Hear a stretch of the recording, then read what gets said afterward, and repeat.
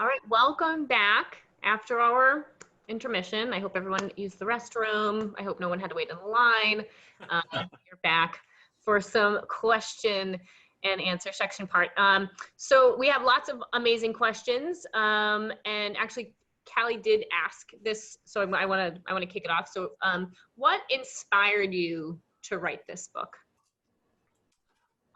So I could probably talk for a whole other half an hour about that, but I'm going to try to keep it super short.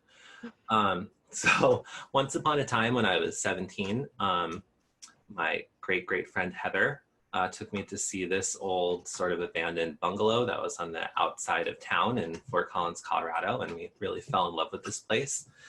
And it was like a real wreck. Like, it was falling apart, it was falling down. You could see through the ceiling out to the sky,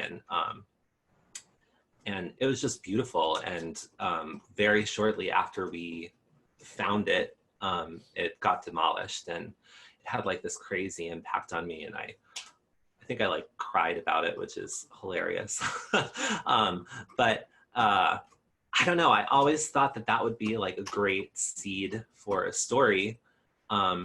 And so I, have carried that around with me now for like half my life.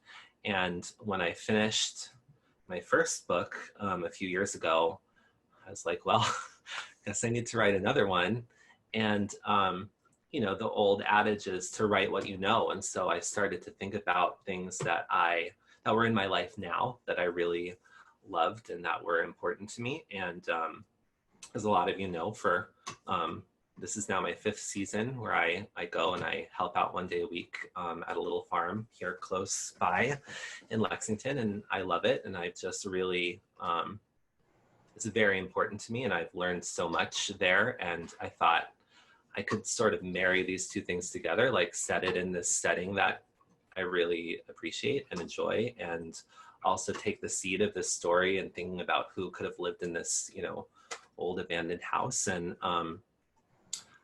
I mean, the two things kind of came together in a magical way for me. And so I'm really excited. Without either of those experiences, I don't think this book would exist. So that's amazing.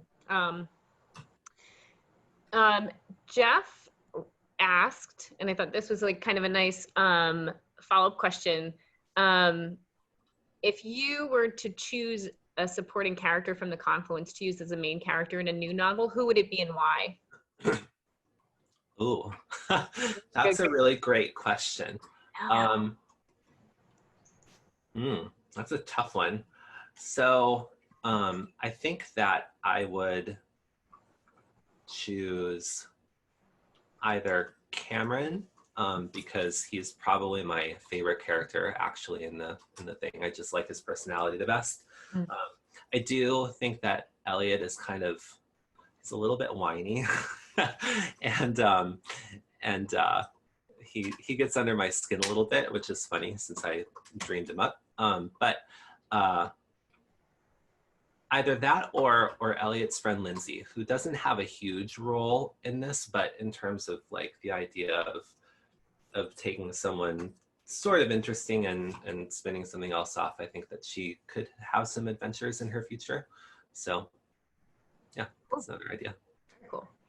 I had very different answers for that, but I'm also the reader of the book, so. Oh, okay. I would love to know what your answers are. I would want to know about that, Oh, sure. Yeah, that's probably a better answer, actually. It almost would be, I think, just interesting to explore over time. Michael is wondering, when you specifically, this is more about writing process, is like when you write, what comes first with the character? Like, what comes first, characters or the concept? That's another great question, because a few months ago, I sat down to really start to try to write my 3rd book. We have all of this time, and it's like there's this expectation on everyone that we're going to use this time to accomplish something great. You're going to come out of this pandemic knowing how to speak several languages or having written a great American novel. And I think we all understand at this point that it's stressful right now, so that's not necessarily the way that things are going to work.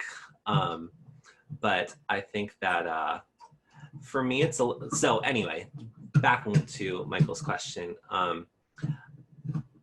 So I try to have a rough idea of where my characters are and where they need to go, and then throw situations at them that will drive them in that direction. So I guess it's a little bit of both. Like, I need to have a general concept of what I'm trying to write, and then I think once I know the character's personalities well enough, I can just put them in a situation and know that, okay, well, when Tony starts mouthing off and saying really hurtful things, Elliot's going to freak out and not stand up for himself and run away again. And that gets him to this point.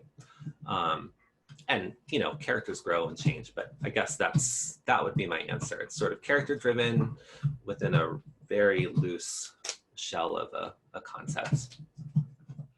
Shai asked, what was the most difficult part of writing The Confluence and why? Hi, Shai. I'm so excited that you're here. So the most difficult part was probably that the Confluence did not lend itself to the writing process that I just described. So because it takes place in two different times, there were all of these points where things had to intersect perfectly. So I had to have a lot tighter of an outline than like I was comfortable with. And I threw some of that out and kind of made it work as I went. And there were things that changed beyond what I originally wrote down. But I think the amount of planning was the part that was really hard for me. Linda, and I'm just so everybody knows, I'm just kind of bouncing around. I want to try to get, I know some people have asked multiple questions and I will try to get to everybody, but I do want to bounce around to make sure I get some questions from lots of different people. Linda was asking, what is the first story you recall writing or age you were when you felt, okay, this, or was it a gradual progression for you to want to publish? That is a great question. Thanks, Linda. So my mother is probably going to laugh because somewhere in a chest in her house, there's like a,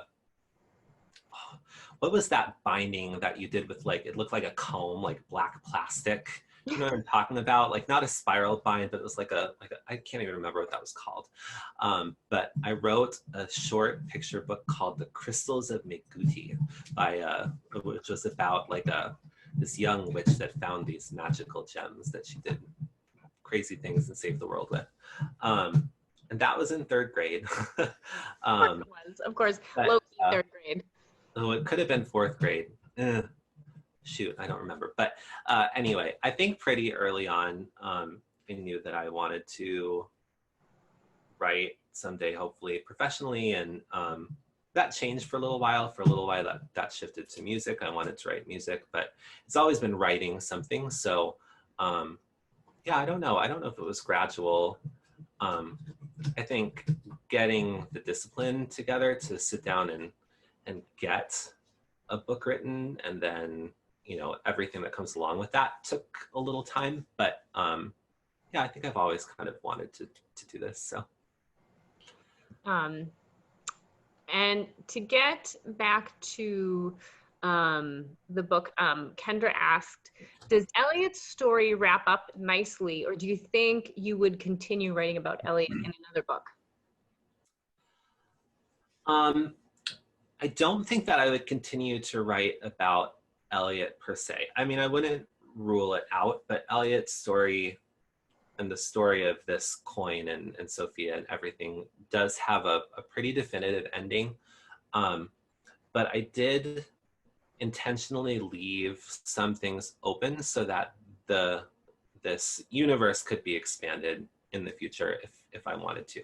I'm not planning to do that right now, but it could be a series, but it's not one. It doesn't end on a cliffhanger. It's definitely one where you can read it, and if I never write another book about this, it's fine, and if I do, it's also fine. So, or at least I hope that's how it comes off. Definitely. No, it felt very concrete for me. Like that was the end of that. Right. It was very well done. It was very suspenseful up until the very last page. Thanks. Elena asked, she said, I'm so excited to read this. Woo! How did you decide on the ages of the main characters, especially telling the part of the story through an 8-year-old? Was that a challenge?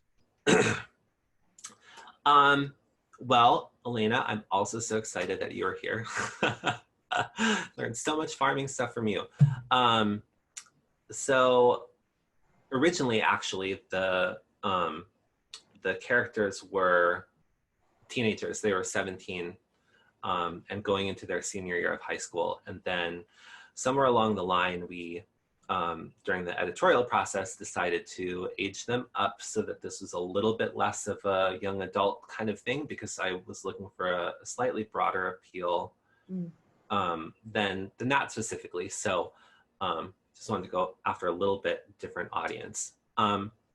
So that's how Elliot became, he's 20 through most of the book. He has his 20th birthday at one point. And for Sophia, I don't know. I mean, I guess I really love interacting with children between the ages of, say, like 7 and 10. I just think it's like, it's such a cool age. Brian and I have a niece and nephew that are exactly in this age right now. And so that made it, you know, easier to picture in my head. And, you know, there's a fair age difference between me and my siblings. So I can sort of remember when they were at this age as well. And I just think it's fun. It's dynamic. You know, there's still so much naivete in an 8-year-old, but they can also get things. You know, they're incredibly intelligent. And I just thought that it's a fun, yeah. So I don't know. Hopefully that answers that question. Speaking about siblings, Haley Josephs, she said, hey, Greg, I was wondering how similar is the finished book to the original idea that inspired it? Did you have a pretty set idea in your head of how you were going to want everything to play out, or did it grow organically as you wrote? If there were any major changes, what drove them? And also sending you a big hug and many puppy kisses from Colorado. Oh, thanks, Haley. I have to remember all of the pieces of that question, and I probably won't. But I guess what I'll say about that is, I think that I am completely satisfied with how it turned out in the end, because I was very open to, with all of this planning that I didn't want to do when I wrote this book, I had to be willing to compromise, and I had to like problem solve through the whole thing. So, you know, one of the taglines for this book is the flood is coming. There's this big flood. There's this you know, natural disaster that's going to like wipe all this stuff away. And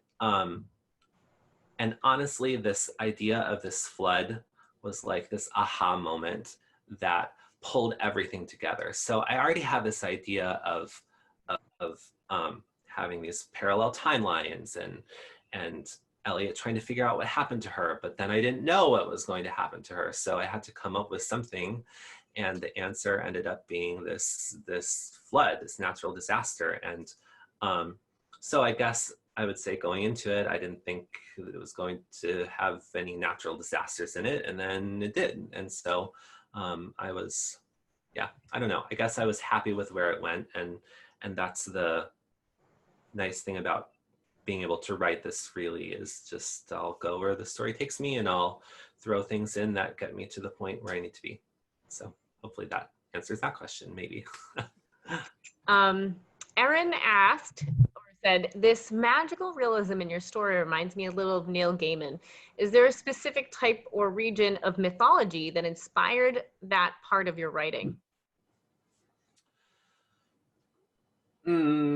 No. So I really like Neil Gaiman. Erin, you've read a lot more Neil Gaiman than me, and I will catch up one day. No, I think so. When I was sitting down to do this, the number 60 meant a lot to me. So okay, I'm gonna mess this up and somebody can look this up on Wikipedia later, but there's this fun word called sexagesimal, which means base 60, which is the number system that was invented by the Phoenicians. And that's why we have 60 seconds in a minute and 60 minutes in an hour. That's also why funny people like the French that I adore count to 60 and then they get to 69 and then they go to 60-10 and they count to 60-19 because they don't have 70 or 80 or 90 because of the Phoenicians. And so I think when I like got set on the idea of Elliot and Sophia being 60 years apart, I wanted this coin to originate from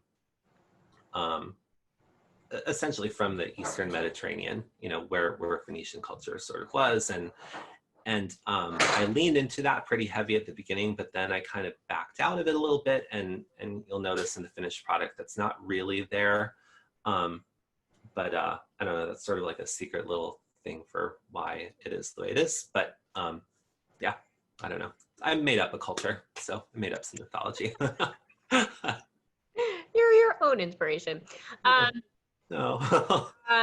Stephanie, your sister-in-law asked, she said her Mike just said, this would be an excellent movie. Have you seen this as a movie in your mind? And if so, any actors come to mind for characters?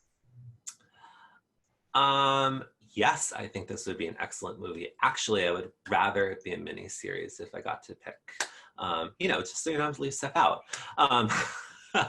But no, I haven't thought of any actors or actresses that would play these parts. I would like them to be people no one has ever seen or heard of before, so that you can be totally immersed in the story and not be like, oh, look at what that actor is doing this time.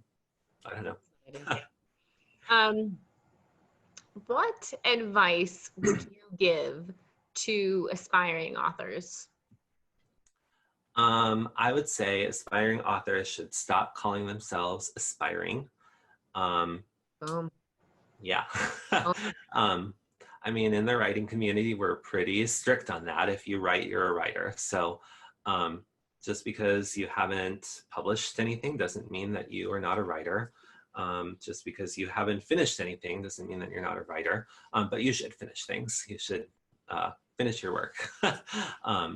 And it doesn't have to be good. You just have to commit to it. You need to push other things out of the way. You need to make it a priority. And then, yeah, just do it. And it can be terrible at first, and then you can always improve it. Absolutely. But yeah, don't be aspiring and just write stuff. Yeah. Yeah. You have a very adorable question coming towards you. I'm not even going to say that. That's going to minimize what this question is. And it's a very real question. So it's coming at you. Hi, Uncle Greg. Congrats on your new book. Are you going to write a sequel? I've been listening to you reading and I want a sequel. Love, Logan. Oh, thanks, Logan Berry. Maybe, or maybe I'll just make a sequel just for you. I'm not going to rule it out, but you'll be quite a bit older before there's a sequel. Also, there was another question, Kimberly. It said, where did you find inspiration for things like theme, storyline, characters, setting, dialogue? You sort of answered the theme, storyline, but maybe the dialogue we could explore a little bit more.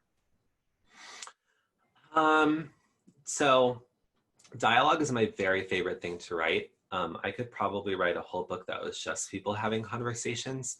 I don't know. I love when characters cut each other off. I love when they stumble over their words. I love when they talk over each other and talk too long or don't talk long enough. And yeah, so I don't know. I think my inspiration for dialogue especially is just listening a lot. I'm a huge NPR junkie. I love having the spoken word in my head. I'm sorry that you guys had to hear me impersonating a little girl, especially as my voice got drier and drier. But I think that,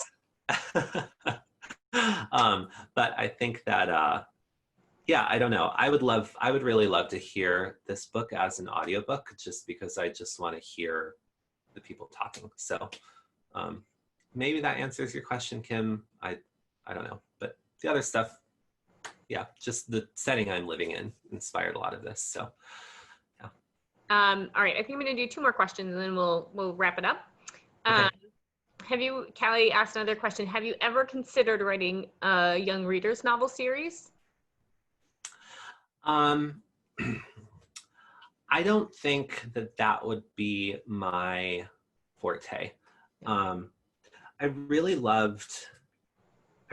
really loved trying to get into Sophia's head in this book and just let myself be sort of naive and under the age of 10. And gosh, it was a lot of fun. But I think that there's like a great responsibility in writing literature for children.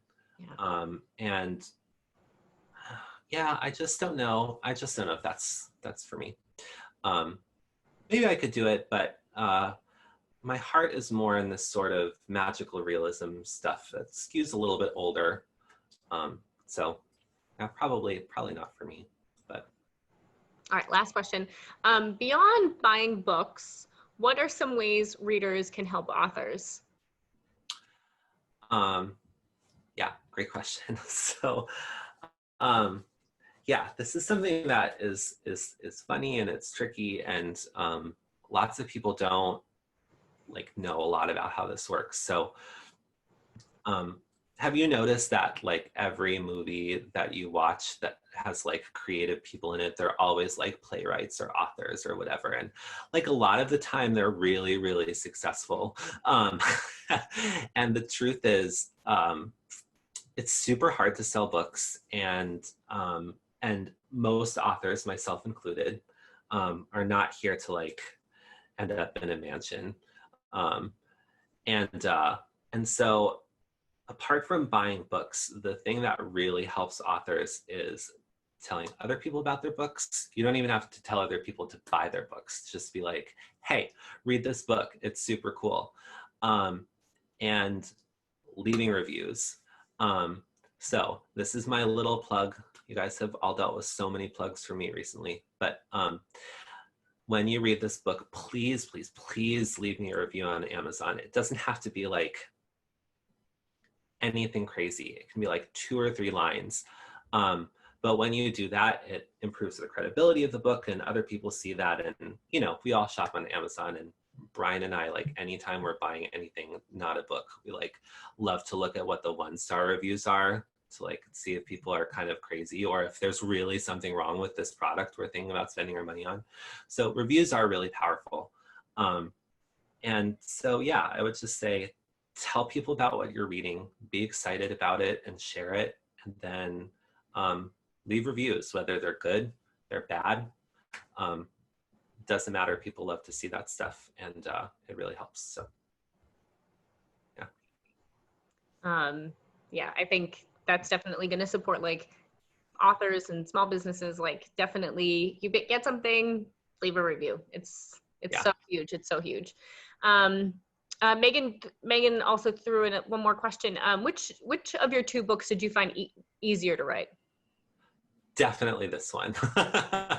Definitely this one. This one took, I mean, it took a long time with the planning and stuff, a few months, but when I finally sat down to write it, it only took like 8 or 9 weeks to get the first draft out, because I was really focused. And yeah, this next book is probably not going to be easy either, but definitely this one was easier. It was also half the length, so that really helped.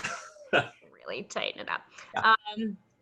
So this has been like so much fun, but we are coming pretty close to that's Maple. We are coming pretty close to the end. Is there anyone you'd like to thank? Yeah, so the other thing you guys should always do when you read a book is you should always go all the way to the end and read the acknowledgments, because there are so many people that go into creating a book, and people that you wouldn't even expect. So I have a pretty exhaustive list in the back of my book, and I'm really sorry if I leave someone out. I'm not going to read it to you word for word right now. But I'm just really grateful for a lot of people. I'm super thankful for Brian, my husband, who supports me emotionally through all of this, because it's a real roller coaster publishing. Um, it's crazy. And I am thankful to all of my early readers, all of my work people, Morgan, Linda, Chris, many others. Aaron, you will always be my first reader for everything. So thankful for you for that. I'm really, really grateful to the community and the family that I found at the farm. Elena and Emmy and Tim and Allison and Betsy. I'm so excited that you're here with us tonight, and so many others. It has been so amazing working with you guys over the last 5 years, and I've learned so much from you. And yeah, I don't know. I just really love, in this book, at one point, Sophia uses a piece of lacinato kale as a sword, and that would never happen if I didn't get to, hang out with you guys in the dirt. So that's really neat. Yeah, I have to thank Patrick, my editor, and Susan, the editor-in-chief at Literary Wanderlust, who published this book. So many people in the writing community on Twitter and through Literary Wanderlust. Jeff, you're here tonight. That's so exciting. I can't wait for your book to come out too. Yeah, and I could go on and on. I have to thank my family. I have amazing parents and brother and sister and nieces and nephews and cousins and wonderful in-laws and Logan and Leah. I'm so glad you were here with us tonight. Yeah, I don't know. Like I said, I could go on. I feel like the light's coming on from my Oscar speech. Like I need to stop. But read the back of the book. It's pretty exhaustive, and I'm just really thankful for all of you, everyone here tonight. I say all the time that authors can't live in vacuums. We write our words and we hope that they're going to go out into the world and people are going to find them and connect to them, and it's going to mean something to them. Even if it's just fiction, just entertainment, just escapism, and yeah, so you guys are that for me. You're my audience, and it means a lot. So thank you for supporting me and being here for this. Woo! Great work, Greg. This is like truly an amazing night, and I think that I did read the book, so I can speak that this is a really wonderful thing. Like, this is a really wonderful piece of work that Greg produced, and I'm just so excited for everybody to get their hands on it and get to reading it. All right, thank you guys so much. This is it. This is the end of the evening. The formal event, but yeah. Greg's gonna hang around a little bit for some hanging out if you'd like. So thank you guys so much for everything. Woo, great job, Greg. Thanks.